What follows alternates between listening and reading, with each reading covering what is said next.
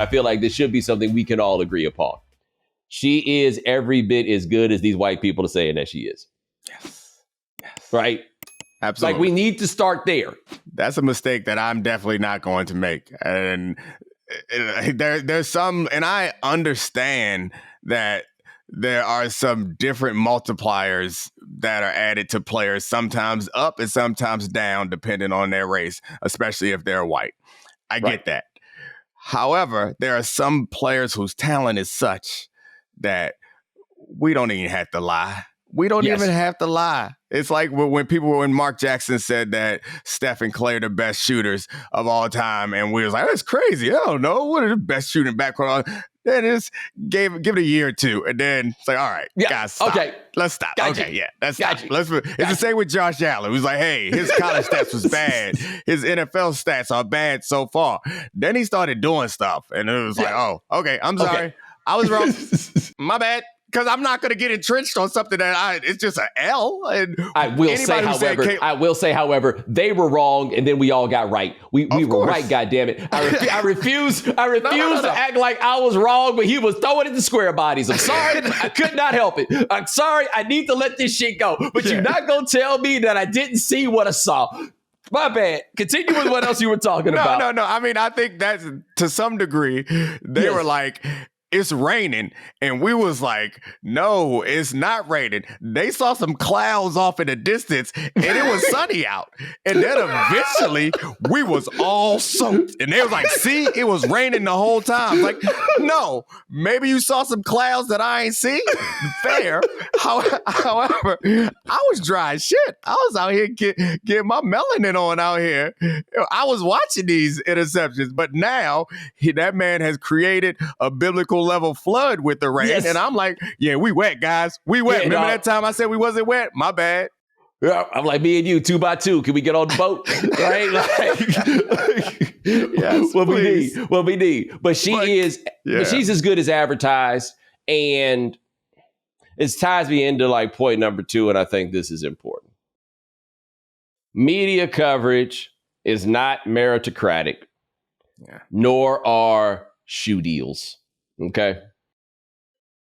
If people want to raise a question about how we construct stars, particularly in women's basketball, a place where not that many stars have truly been created that have broken through. You got a lot of people who have name recognition, but like legitimate stars.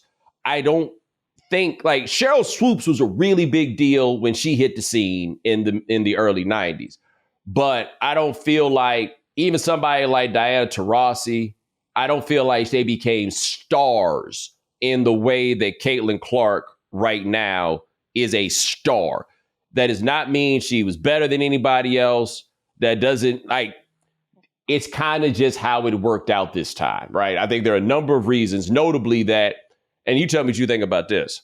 There aren't that many ways that, all right, basketball as something that is visually appealing to watch, that's a very difficult standard to reach. Like, only the best of the best are really fun to watch playing basketball on television. It's hard to do. Right. The things that people like watching on television with men's ball are typically feats of great athleticism that women's basketball is not going to provide you, because it's normally feats of vertical athleticism, right? Like, those are the things that get people. Women's ball is not going to give that to you. What the evolution of the game has given us, and we see it more in men's ball, where the high flyers and the dunkers aren't the people that excite people anymore, is the dudes that shoot from the parking lot. Somehow, some way, the dorks have won, and watching somebody throw a ball from way far away and make it land in a basket is somehow better than yamming on somebody and putting your nuts in their face. And I'm not saying that like wanting to put your nuts in somebody's face is something to aspire to, but you got to admit, seeing it done, you know, it's a thing, right? Yeah. But parking lot jumpers are the thing that people love to see now. And Caitlin Clark is out here giving you parking lot jumpers. We've never had somebody in women's ball doing the thing that is the exciting thing in men's ball, right? Which, whether you like it or not, up until this point, when people are talking about basketball, they've been talking about men's basketball. I'm not saying it's right. I'm not saying it's wrong, but she's doing what the thing is that people have come to see as the thing. She's Dame Lillard. She's Steph Curry. We haven't had anything like that before. She gonna be a bigger deal than no matter who you were talking about before. she's going to be the it. And the it has arrived right now. I think there's a measure of peace that you need to make with this without trying to turn it into some larger cause. Because I think turning to the larger cause, A, is going to do a disservice to the women that you're putting up as points of juxtaposition. But B, dog, y'all just missing the point. Yeah. I mean, I think that there are a number of different factors that go into someone becoming a star. And they're more random factors than I think we want to admit.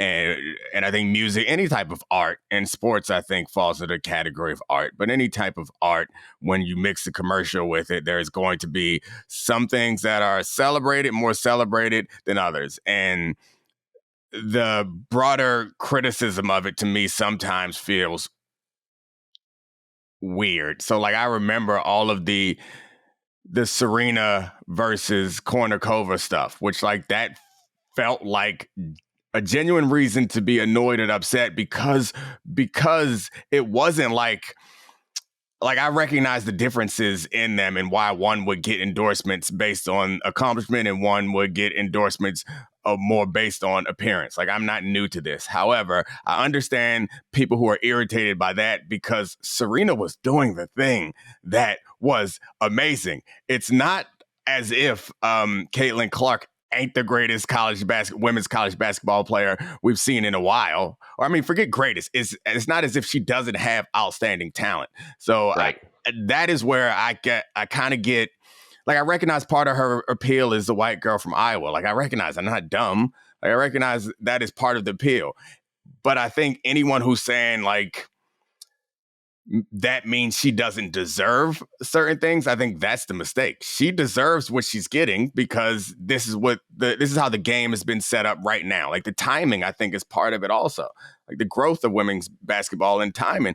And yeah, maybe she's not the best ever. She gave credit to a lot of people who paved the path for her. But because she's not the best ever doesn't mean that it's her fault or we should be writing think pieces about how everything is all effed up because she is the star. And the people inside the game who have issue with it, if there are a number of them, those are the ones that really confuses me because don't y'all see this a wave? This a wave. And you're going to stand here and say, no, this is not the wave I wanted. You only got so many opportunities to catch a wave like this that can benefit all of you and be the reason why this league becomes an independent or financially independent league, not a league being subsidized by the NBA.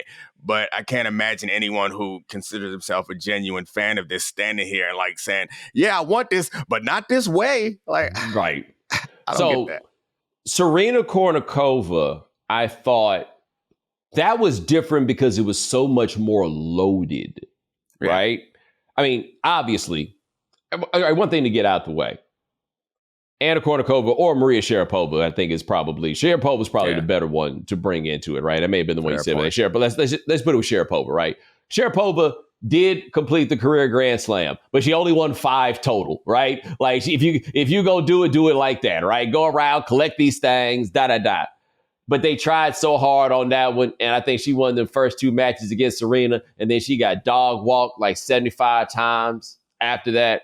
And the argument that was made there about the endorsements with her, it was so loaded because it was basically she was getting these endorsements on the basis of how she looks. And it was implicit in that the idea that she was prettier than Serena Williams, which got us to standard of beauty situations, right? And if we're being honest here, we are talking about paragons of 2 different paradigms. Yes. Depending upon that, each of them could be argued to be the utmost of what you like, depending on what you liked. And they were just in completely different situations, right? So it led to a much more passionate, I feel like, discussion and complicated by the fact that they would play against each other and one of them would beat the dog shit out the other one every single time.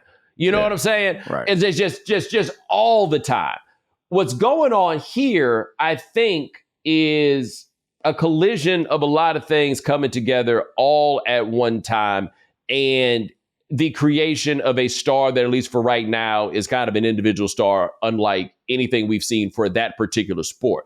Now, what's going to be interesting is I don't know how good she has to be in the WNBA to keep up the momentum. Because what she is right now is a sensation. Mm-hmm.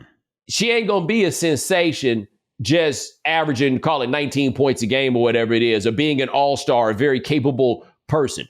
Does her game, and I don't know enough about women's basketball to be the person to answer it, does her game translate to the point where she's going to be out there hitting them parking lot jumpers right now? When does a rival emerge? These are the things I feel like that grow the league in general. And then from there, how does that come down and make it such that we'll call it Asia Wilson now gets a signature shoe or whatever it is? Because I've seen that be the big discussion. The 3 women currently playing in the WNBA that have signature shoes, they're all white. I get where people are coming from. That does not look good, but these things don't work from the standpoint of you score a certain number of points, and now here's the bushel of things that you get. You get the money, you get the signature. That's not how these things work, right? And especially in this new day and age where these companies ain't talking about making no stars. They're all looking for people that were made to be stars already and then jumping on that, right? How many followers you got? That's the question they ask them before they sign you to a record deal. They're not trying to help you build no base. They expect you to have the base. Caitlin Clark got the base. Now, how is calling Asia Wilson supposed to build a base? I'm not exactly sure, to be honest with you. I don't know what you're supposed to do. But that one right there, we're not gonna win very well rhetorically arguing against this one in any way. We ain't never had this situation before. And I mean, the thing is, what I think you're arguing against there is like, and I don't want to start writing the think piece that I'm complaining about, but if you're arguing against a bunch of other factors that are like societal wide and kind of braided into the fabric of like American pop culture, you're not arguing what you think you're arguing is that someone earned something and they don't get something that they earned. If you're having this conversation in any real sort of way, like I think then you're talking about everything that is America, which is a bigger conversation. And I think we trivialize it by trying to make it about basketball. And I think also you get to a certain point where as a company or an industry, you need to be held to certain standards. And the WNBA is at a point where they're trying to stay alive. And if the argument is they should not market, and Nike is maybe a different example of this, but if the argument is they should not market this one particular wave because there are other women in the league that are more talented, to me seems like something that you might say to a company that is set. Like right now, they are looking at what I see as maybe their only opportunity to catapult this league much closer to the mainstream, if not into the mainstream, and they need to manage this and handle it well. What they don't need to be doing right now is lecturing us on, hey, don't worry about Caitlin Clark. Y'all need to come see these aces. Can't nobody beat them. Like right now, they have something that we seem to want, and they're trying to tell us, come watch the thing that you want to watch. And hopefully while you're here, you learn that there's other stuff that's worth watching too. The NBA play-in tournament kicks off this week, and there's no better time to get in on the playoff action and win up to 100 times your money on Prize Picks as you and the world's best players take the game to a new level during basketball's postseason. You can now win up to 100 times your money on Prize Picks with as little as 4 correct picks. You can turn $10 into $1,000 with basketball, hockey, and baseball entries today on Prize Picks, America's #1 fantasy sports app. So make sure you go to prizepicks.com/Bomani and use code Bomani for a first deposit match up to $100.